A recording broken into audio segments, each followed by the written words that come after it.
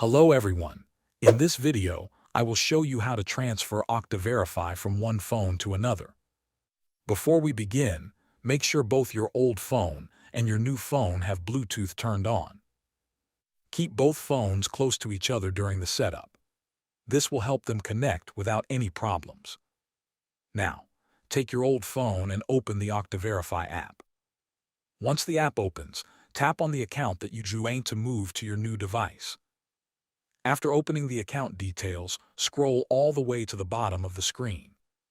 There, you will see an option called Add Account to Another Device. Tap on that option to continue. Next, pick up your new phone and open the Okta Verify app. If this is your first time using the app on the new device, select Add Account when prompted. Then, choose the organization option to continue with the setup.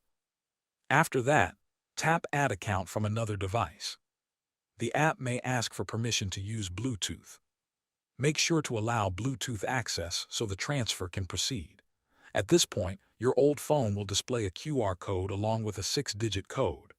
On your new phone, scan the QR code shown on the old device. If scanning is not available or does not work, you can manually enter the 6-digit code instead.